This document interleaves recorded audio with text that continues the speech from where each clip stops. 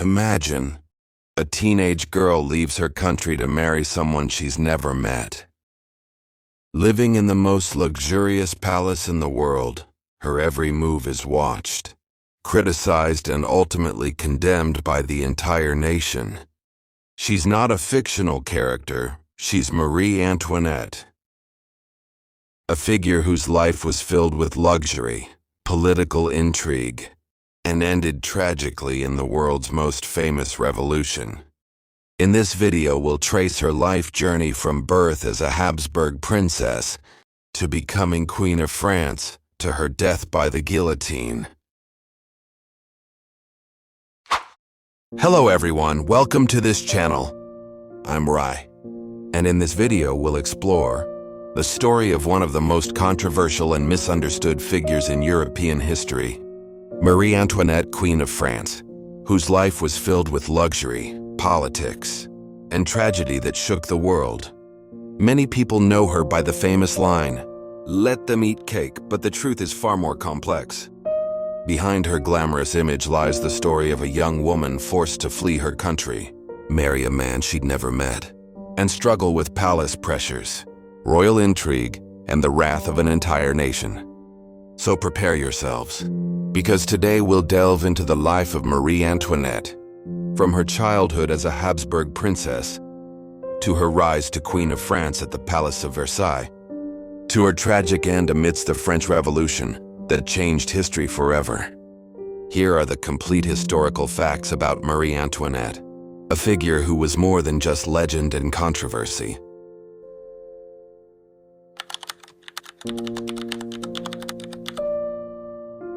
Marie Antoinette was born on November 2, 1755, at the Hofburg Palace in Vienna, Austria. Her birth name was Maria Antonia Josepha Johanna. She was the 15th child of two great European rulers, Emperor Francis I of the Holy Roman Empire and Empress Maria Theresa, a powerful and respected woman. As part of the Habsburg family, she was raised in an aristocratic environment, though not as strict as one might imagine. Her education was modest for aristocrats, learning only music, dance, etiquette, and languages. She was known to be cheerful, friendly, and a bit clumsy, and not the type of child to engage in political affairs. This later proved to be one reason she was prepared for the harshness of the Versailles court. However, one important value was instilled in her from an early age: loyalty to family and the monarchy.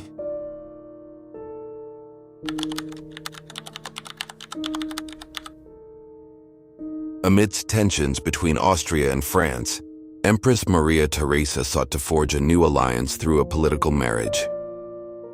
The choice fell on the teenage Maria Antonia to marry the heir to the French throne, Louis Auguste, grandson of King Louis XV.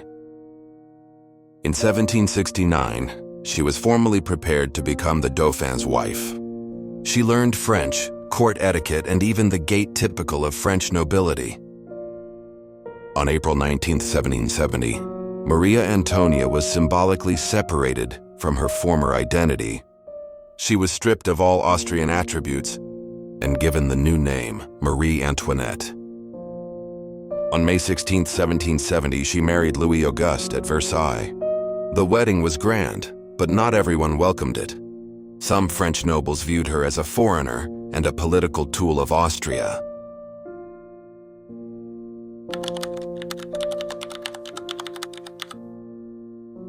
Versailles was no easy place for a 14-year-old. The palace was rife with gossip, rivalries, and complicated rules.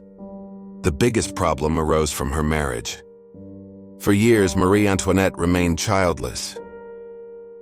The palace began to gossip that their relationship was strained, with rumors swirling that Louis Auguste was uninterested in women, or that Marie Antoinette was not fulfilling her duties.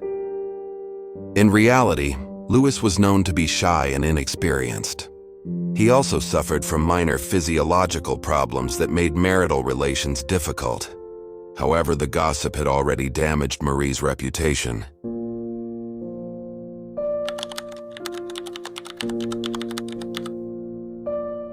When King Louis XV died in 1774, Louis Auguste ascended the throne, becoming Louis XVI, and Marie Antoinette officially became Queen of France at the age of 18. With this newfound power, she had a great opportunity to improve her image. However, her lifestyle led her in the opposite direction. She threw private parties and musicals, spent countless hours at the Petit Trianon, her small palace, adopted extremely expensive hairstyles, some reaching 60 centimeters in height, and socialized with an elite circle often considered wasteful. The people, suffering from the economic crisis, began to see her as the cause of the country's deficit. And this is where the bitter nickname Madame Deficit arose.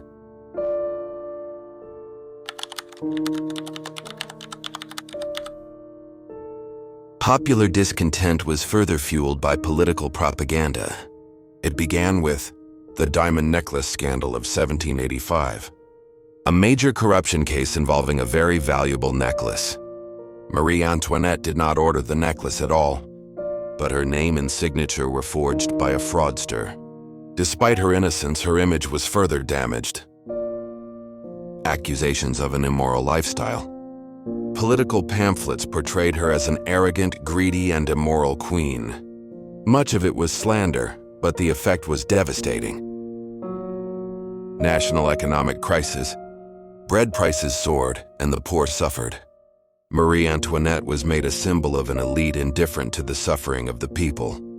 This dissatisfaction became one of the triggers of the French Revolution.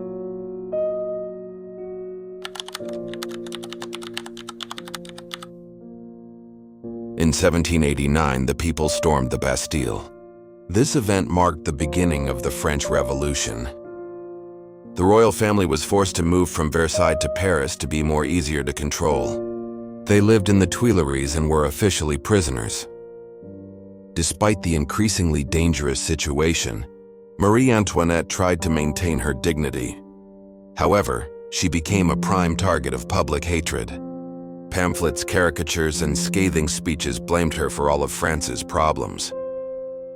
Then on June 21, 1791, the royal family attempted to flee to Loyalist territory on the Austrian border.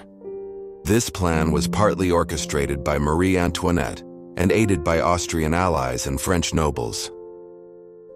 However, they were captured in the small town of Varennes. This failure was fatal, and public trust was completely shattered. Marie Antoinette was now widely considered a traitor to her country and an Austrian spy.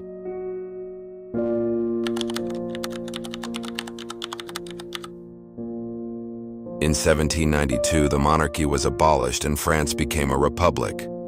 Louis XVI was tried and sentenced to death on January 21, 1793. Marie Antoinette was then transferred to the more restrictive prison of the Conciergerie.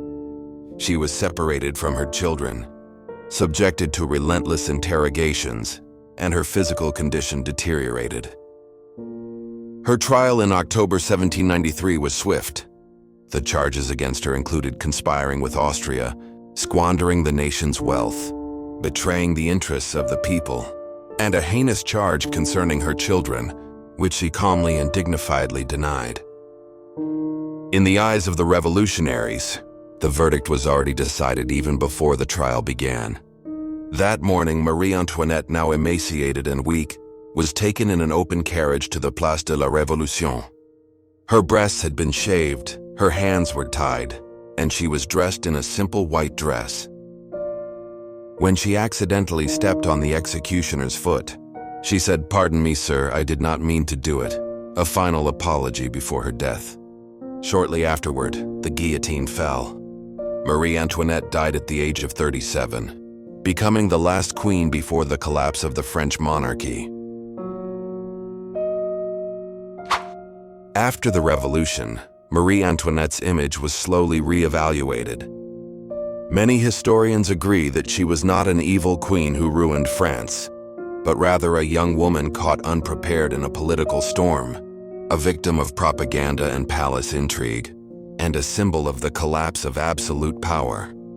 Today, she is a complex figure in history, a glamorous queen, a political victim, and an icon of an era that ended tragically. Marie Antoinette's story is not just about luxury and scandal.